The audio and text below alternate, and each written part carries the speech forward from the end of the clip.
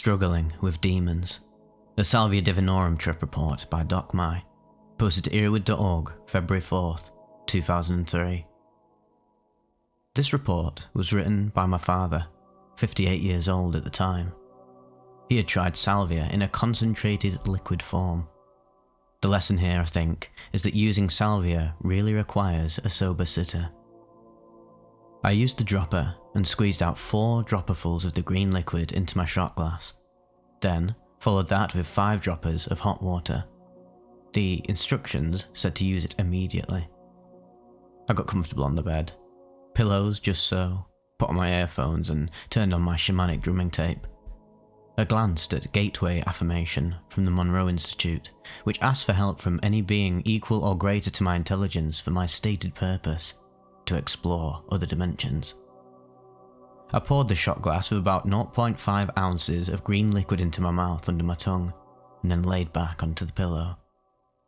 I put a bandana over my eyes and got comfortable. I repeated the affirmation in my mind over and over again. The drumming was steady and deep. Then the drumming got deeper and wider and changed in its colour.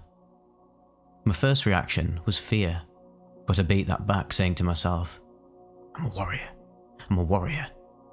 I felt myself being drawn into a vortex of sorts, spinning slowly round and round. I tried to let go, but part of me fought to hold on to my reality. I don't have any memory of a connection with what happened next. I seemed to be in the bedroom. Everything was soft and melting, including me. Then, I was being drawn backwards, violently, through a hole in the universe into what I know was my death. I fought and kicked and thrashed about frantically, but it was a useless, puny effort. Then, nothingness.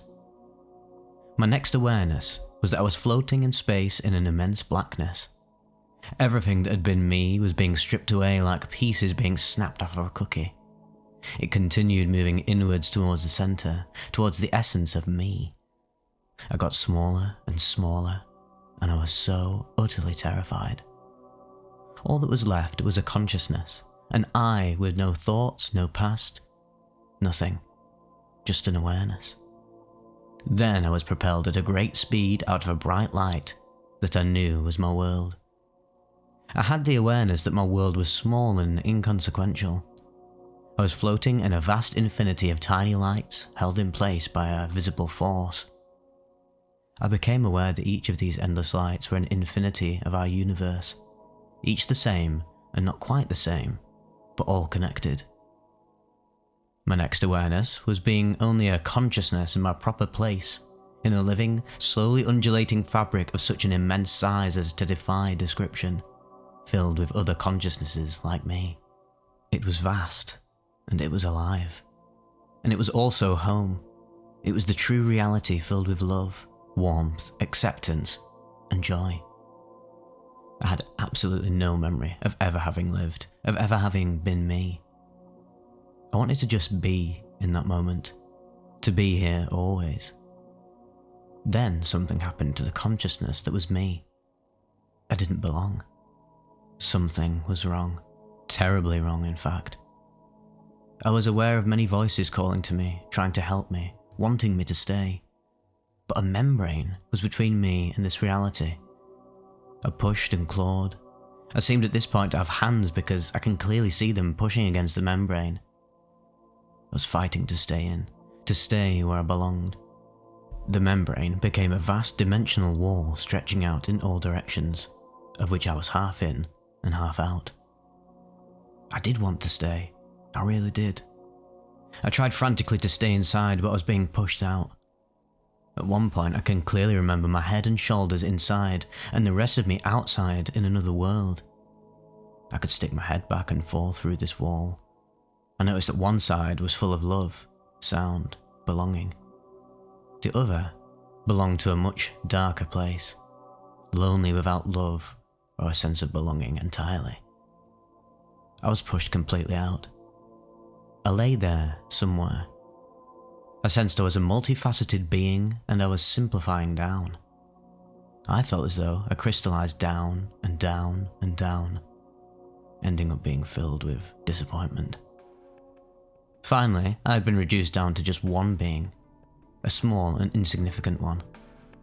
I began to have some awareness of her personality. I recognized my wife. She was looking directly at me from a few feet away. I was trying to speak, but my consciousness hadn't completely formed inside my body. "Pete, can you hear me? Are you alright?" My wife was saying something along these lines. Then, a man with red hair appeared in front of me. He asked me who the president was. My mind was unsteady and unfixed. I had a swirling of ideas and I voiced, "Jimmy," but I couldn't think of his last name. Then he asked me what month it was.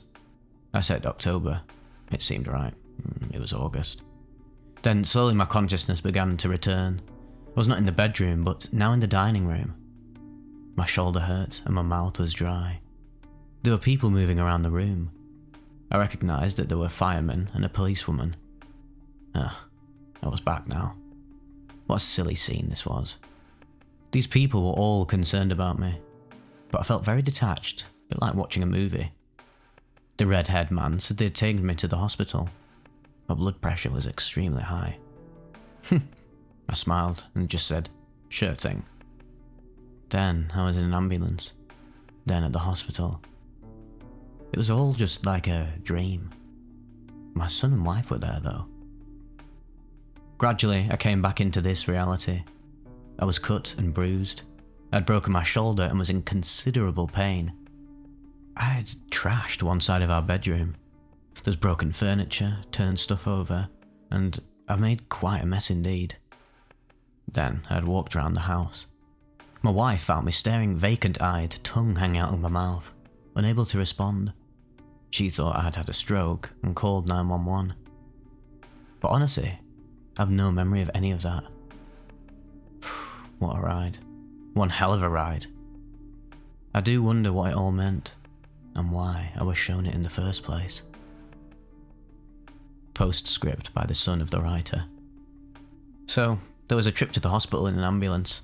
Me in the ambulance with Dad, who was really quite sober by then, and my mother following in a car. He was admitted through ER, and since he had an elevated blood pressure, had showed signs of mental problems, saying that the president in the year 2000 was Jimmy, and was severely bruised and cut, and in pain. He was dealt with quickly, blood pressure returned to normal, and there was no stroke. But he had broken his collarbone in the struggle. The moment the doctor and my mother were out of earshot, my father told me, "Wow, I cannot wait to try that again." He planned on trying a fraction of the beginning dose he took that landed him in the emergency room. One day, several months later, he did try a tiny dose, a fraction of his previous dose, and went on a walk in the woods. He told me that even at a fraction of the initial dose, he felt himself being aggressively pulled into the same place he'd travelled to during his initial experience, the one he described above. He had to struggle to stay in the reality of walking in the woods without being pulled away again. This second experience of his convinced him that Salvia was not the tool he should be using for his spiritual pursuits, and he ended up giving the remainder of the bottle of concentrated liquid away to a friend of his.